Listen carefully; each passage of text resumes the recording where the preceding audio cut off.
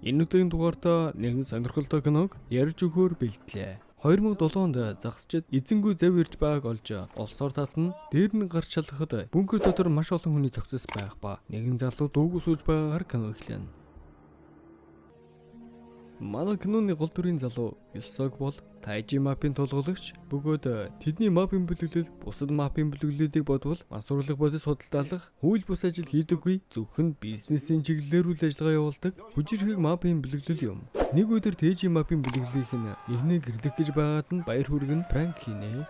Гэтэл энэ үед мапын толгойлогч Гилсогт туслах парк ирээд тэдний үйл ажиллагаа явуулдаг нэгэн шөнийн цэгийн газарт хэсэг бүлэг хүмүүс мансуурлах бодис хэрэглэн асуудал үүсгэж байгааг түнд мэдээлв. Гилсог клуб дээр ирэхэд түүний хамаарал бүхий бүлэглэлийн гишүүд байх ба тэднийг шийдэх талаар ярилцаж байтал Гэнгпо бүлэглэлийн Чонг гэх толгойлогч тэдэн дээр ирнэ. Чон туслахтаа энэ асуудыг цэгцэлж зөвхөн шийдвэрлэхийг үүрэг болгов. Энэ асуудлыг группийн мапын бүлэглэлийн туузын дарга Кангийн чихэнд хүрсэн бөгөөд асуудлыг яаралтай чимээгүй шийдвэрлэхийг Гэнгпо бүлэглэлийн босс Чонгд үүрэг болгосон байна. Үүний дараа Тайжи бүлэглийнх нь Гэнгпо бүлэглэлийн Чонг нар уулзцгааж зүүн татаад ярилцсан. Мансуурлах бодис судалдаасан хүн Чонг болохыг туузын дарга Кан олж мэдсэн бөгөөд түүний хууль бус бизнес хийхгүй байхыг анхааруулв. Тайжи бүлэглийнх нь Luxury Asra Resort-ийн хамгийн том хувьцаа эзэмшигчдийн нэг юм. Дөрөв зөвлөгдөж Ли Минсок Гамбуг бүлэгмийн нэгэн залуутай уулзсан түүнд зээлүүлсэн мөнгөө авахар ярилцсан. Тэрээр өндөр хүүтэй хэмжээний мөнгө зээлүүлсэн бөгөөд залуу нь 7 тэрбум вон буцааж төлж чадахгүй байгаа тул түүнтэй тохиролцсон. Удалгүй Ли Минсок Asra Resort-ийн хувьцааны талаар Гамбуг бүлэглэлийн толгойлогч Хан захиралтай ирж уулзсан. Түүнийг Asra Resort-ийн 2 дахь том хувьцаа эзэмшигч гэдгийг олж мэднэ. Бүлэгмийнхэн гишүүн зээлсэн мөнгөний төлөвлөхөөр ярилцсан ч Минсок хүсэж байсан зүйлээ авч чадаагүй, тохиролцоонд хүрч чадсангүй. Гэтэл Ли Минсок гэнэтэл хан захирлуур дайрч түүнийг хутгалж амийн хүнэн. Хэсэг хугацааны дараа цагдаа нар ирэхэд Ли Минсоктой тохиролцсон залуу хэргийн газар цагдаа нарыг ирэхийг хүлээн нотлох баримтаа барьсан. Би түүний хөнөөсөн гэдэг хэрэгээ хүлээн сууж байлаа. Яг үнэндээ залуу зээлсэн мөнгөө төлж чадахгүй болсон тул түүний өмнөөс хэргийг хүлээж шоронд орохоор болно. Энэ үед Asra Resort-ийн үүсгэн байгуулагч туузын дарга манайхаар бол бараг л сахал эрдэн бэлэг гэсэн үг. Туузын дарга захирал Кан Гилсогийг resort дээр уурж ажлаа танилцуулангаа тамхилцгаана. Тэрээр Гилсог тандаж Asra Resort-ыг хариуцаж цаашдын үйл ажиллагааг удирдах эрхийг Гэнгпод биш Ким Гилсогт шилжүүлэх болсноо түнд мэдэгдэнэ. Энэ үед манай Минсок будалд найз хүүхэнтэйгээ халуухан өчийг өнгөрүүлчихэд дараагийн ажилдаа явна. За тэгээд хан захирлын эзэмшдэг хувийг Ли Минсок өөрийн болгож авна гэсэн хэдий ч Гамбуг бүлэглэлийн үйл ажиллагааг хариуцдаг шинэ захиралтай ирж уулзахад хан захирлын өхлийн талаар ярьж түүний хөнөөс нь жинхэнэ эзнийг олмоор байгаагаа түнд хэлнэ. Түүний тамгаглалаар ойрын хүнэл байх гээд хэргийн шаад эзнийг олж захирлынхаа өшөө авахыг хүсэж байгаагаа түнд хэлнэ.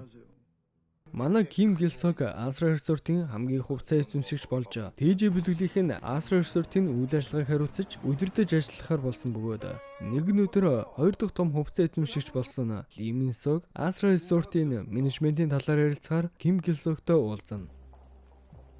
Хамтдаа хоол идэнгээ сүйж өгөө уугаад өөрийн байр сууриа илэрхийлсэн ч Ким Гилсогч түүний энд санааг хүлээж авсангүй. Учир нь түүнийг аллах гэмт хэрэг мансуурлах бодис судалдаалдаг гэдгийг мэдсэн болохоор саналыг хүлээж авахаас шууд татгалзана. Тэднийг уулзаж байхаа уугуур парк туслах болон Ли Минсокийн туслах Жангмо нар ярилцаж түүнийг халаасанд хутгатай байгааг хараад энд тайван байж болно гэж хэлэхэд Жангмо ч энэ хутгийг энд ашиглахгүй байхаа л гэж найдаж байна гэж нэг л хүүтүүн аястай түүнтэй харьцана. Манай Гилсогч 2 дахь том хувьцаа эзэмшигч бай мансуурлах бодис судалдаалдаг хүмүүстэй хамтарч ажиллахгүй гээд түүний саналыг хүлээж аваагүй тул Минсокч тохиролцоонд хүрч чадсангүй уурлаад яваад өгнө.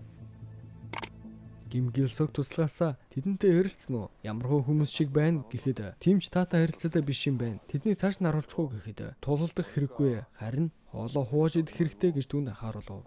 Гилсогийн бүлэглэлийн гишүүд тэдний дүүгийн хөрөн болж манай хэд бүгдээрээ оролцсон. Бас тэдний цагдаа найз Хён цагдаач мөн ирнэ. Гэнгпо бүлэглэлийн босс Чон алхаж ирснэ. Шууд л хөрмийг бүснүүлж тэрүүгээр нэг орилж танхаарнаа. Ойлгомжтой Asra Resort-ыг удирдах байсан ч байр сууриа Гилсогт алдсан тул түүнтэй уулзахаар ирэхэд хөрмийн сүд бүсгүй ах нартай уулзнаар тэд явцгаана. Манай парк туслагч Минсокийн туслагтай ганцаар чилж уулзсан гольф тоглохоор уулзсан ч тэдний харилцаа тийм сайнгүй ойлголцохгүй явцгаана. Минсок нөгөө бүсгүйтэйгээ биологийн хичээл хийчихэд нэг газар л явцгаана. Гэтэл Астроисотын түүзийн даргын гэрт ирж түүнтэй ярилцаж ямар хэрэгээр ирснийг асуухад ресортын менежментийн талаар Гилсоктой ярилцсан ч хамгийн их хувцас эзэмшигч биш л бол санал солилцохгүй гэснийг түүнд хэлээд түүнийг хутгалж амин хөнөөн. Ли Минсокч өмнөх хэргийн найдал бүсгүй хэргийн газар хүлээгээд явна. Астроисотын захирал Канг эмнэлэг түргсэн гэдгийг мэдээд Ким Гилсок яаран нэрж дотогш ороход захирал Канг их хэмжээний цус алдсан тул эмчнэр түүний амийг авч чадахгүй болсныг түүнд хэлнэ. Гэнэтийн энэ мэдээд сочирдсан Гилсок хэргийн эзнийг болохоор хилжилтээр ирэхэд хэрэг үйлдсэн илтгэрийг барьсан болохыг мэдээд шууд л дайр нь орж ирээд түүнийг ямар шалтгааны улмаас ийм зүйл хийсэн хэний захиалгаар вэ гэж асуусан ч юу ч хэлэлгүй зогсоно. Цагдаа нар болон Хён мөрдөгч түүнийг жирсээр цагдаа хилцээс гаргана. Найз Хён цагдаа нь хэргийн газар эмэгтэй байсан. Гэхдээ энэ эмэгтэйг хэргийн гол хүн гэж бодохгүй байна. Ли Минсокийн хамсаат нь байх магадлалтай. Гэхдээ нотлох баринд байхгүй хэргийн жинхэнэ эснийг олохоо түүнд амлана. Ингээд хамаг бүдүүн босс нас барснаар хэд хоногийн дараа түүнийг оршуулах ажил болж хамгийн дотн хүмүүс нь ирсэн байлаа. Гэмпо бүлэглийн босс Чонг Канг хүнээсэн хэрэгтнийг олж өшөөгөө авахыг хүссэн ч Ким Гилсок аль хэдийн өшөөгөө авах төлөвлөгөө боловсруулсан байлаа. Ли Минсокийг барих зорилгоор Гилсокийн туслах Ли Минсокийн бүлэглийн нэг багийг барьчихсан. Тэдний ажлын төлөвлөгөөг олж мэдэх гэсэн ч юу ч хэлэхгүй байсан тул ихээгийн хэмжээний мөнгө санал болгож аюулгүй байдлыг хадгална гэснээр Ли Минсокийн хар тамхи худалдаалах гэж байгаа төлөвлөгөөг бүгдийг мэдээлнэ. За ингээд Гилсок энэхүү мэдээллийг цагдаагийн офицер найздаа мэдээлснээр үйлдэл дээр нь Ли Минсокийг барихаар ажиллагааг эхлэнэ. Тэдний ажилласнаар барааг худалдаалах хэд хэдэн залуус шатхуун түгээх станцаас түлшээ авчхыг хөдөлж байгааг ажиглан тэднийг дагацгаана. Гэтэл Чон ирээд Минсокийг барих цагдаа нарын төлөвлөгөө бүтлгүүтвэл би өөрөө Ли Минсокийг очиж алах болохоо илэрхийлэв. Залуус барааг хүргэл хийж байхдаа араас нь хэн нэгэн дагаж байгааг гадарлан Ли Минсокт мэдээлнэ. Тэд худалдаалах газараа ирж цүнхтэй барааг авч явцгаана. Цагдаагийн офицер Хён хүмүүстэй хандаж төлөвлөгөөг даг тэднийг үйлдэлээр нь бүгдийг барихыг тушаана. Цүнхтэй барааг авч яваа нөхдүүд булан нэргээ зүхтийг орлох үед цагдаа нар бүсэлж тэднийг барьсан ч цүнхэн доторх зүйл хар тамхи биш кофений бин байлаа. Манай хэдэж фейлдэж байх үед цагдаа нарын төлөвлөгөөг мэдсэн Ли Минсокийн хүмүүс шатхуун түгээх станцын газарт ирж жинхэнэ барааг түгээгч эмэгтэйгээс авна. Гэмпо бүлэглийн босс Чон цагдаа нарын төлөвлөгөө бүтлгүүцсэн тул түүнийг алахаар Ли Минсокийн бүлгэн рүү дайрахаар явах гэж байтал гэнэтэл гэрэл нутарч гаднаас Минсокийн хүмүүс дайрсан ч манай Гэмпо бүлэглийнхэн гиндээд үүс тэмтрүүлнэ. Гэтэл хамгийн муухай нь шил сөөжөө хуваагаад ууж байсан ах нь урвцсан Гэмпо бүлэгллийн босс Чонгийг шууд бүлээд ар нуруулан хутгах шаана. Чон өгөхөөс өмнө Гилсок руу залгаж хийсэн зүйлдээ уучлалтгүй. Үс санаж яваагүй шүү ах минь гээд сүүлчийн үгээ хэлчихэд чадарваа хөөрхий. Энэ үед Гилсок туслагтайгаа шил сөөжөө хуан усууж байтал гаднаас машинтай Ли Минсокийн туслах Жангмү хүмүүстэйгээ дайрч орж ирнэ. Тэднийг алахыг оролдоно. Жангмү шархтсан тул зүхтаан Ким Гилсок болон туслах парк нар нэлээд хүн шархтсан байлаа. Тэр өөрөө Тэжи бүлэглийнх нь мөн Гэмпо бүлэглийнхэн болон Чон нас барав. Энэ үед Ли Минсокч юу ч болоогүй мэт үүрэндээ нуугцаар 3 сарын дараа Ким Гилсок иргэн ирж туслах парк түүнийг тусаж авч хамтдаа явцгаана.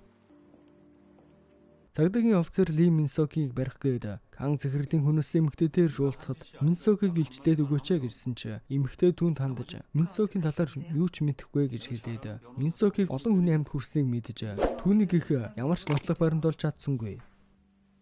Офицер Гилсоктой уулзаж ямар нэгэн зүйл хийхэд яарад хэрэггүй гэсэн ч Гилсок аль хэдийн төлөвлөгөөгөө боловсруулсан байлаа. Хоёр дахь хувцас эзэмшигч байсан шинтэй ирж уулзсан Ли Минсокийг алах гэж байгааг хэлээд түүнээс тусламж гуйна. Гэсэн ч шин би чамд яагаад туслах ёстой гэж та хоёрын асуудал надад хамаагүй л гэв. Минсок харин танай хан захирлыг хөнөөс нь чамд дуусгаагүй ажил байгаа байхаа би түүнийг хөнөөгөөд хувьцааг нь авна. Харин чи миний хувьцааг авч Астра ресортыг удирдах боломжтой гэж санал тавьснаар тэд тохиролцов. Ли Минсок тэдний хамтын ажиллагааг олж мэдээд туслахаа хүмүүстэй нь явуулсан ч өрх байж таарад Гилсокийн туслах парк тэднийг галдан шатаан мөн Жонгмогч утгалж түүний амийг хөнөв. Бас тэдэнтэй хамтарч ажиллаж байсан шиний хүмүүсийг ч мөн машинд нь суусны дараа утгалсаар түүнийг хөнөв. Ингээд төлөвлөгөөний дагуу шинэ Гилсокийн хувьцааг авч Астра ресортыг удирдах байсан ч шинэ урвж Гилсокийг ч мөн хөнөөхийг өөрийн хүмүүстэй тушаана. Энэ үед тэднийг зогсоолд Гилсокийн хүмүүс дагаж ирнэ. Шинийг хутгалж хөнөөгөөд туслахын хөлийг таарч хариугаа тэднээс авна. Тэдний төлөвлөгөөг мэдээд Хён офицер Ли Минсокийг хар тамхи худалдаасан хүний ам хүмүүсийн хэрэгээр баримтлан хэсэг рүү авч явна. Замд манай Гилсок хүмүүстэйгээ эднийг хүлээж байлаа. Гилсок тэднийг бүслэн зогсож офицер Хён машинаас бууж ирээд хэргийг бид хууль дүрмийн дагуу шийднэ. Холдоцгоо намайг явуул гэн. Цаад санаа нь хөрхий Гилсокийг хүний ам хөнөөхөөс сэргийлж байгаа нь энэ юм. Тэдний хөдлөөд удаагүй байтал Минсок нөгөө алдарт тутгаа гаргаж ирээд бүгдийг нь бүлснээр машин усалдана.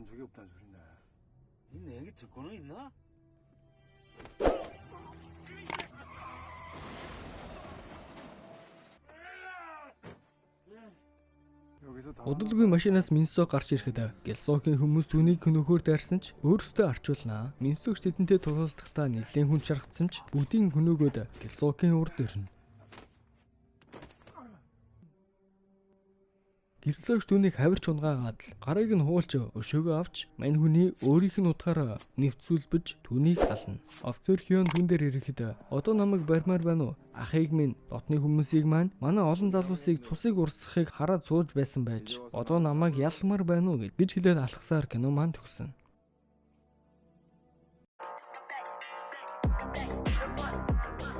За ингээд энэ бүр тамп байсан та бүхэндээ баярлалаа. Та бүхэн subscribe дараад өгвөл маш их баярлалаа шүү. Энэ нь бидэнд маш их урам зориг, дараагийн бичлэгийг хурдан хийх хүчийг хайрладаг юм. Баярлалаа.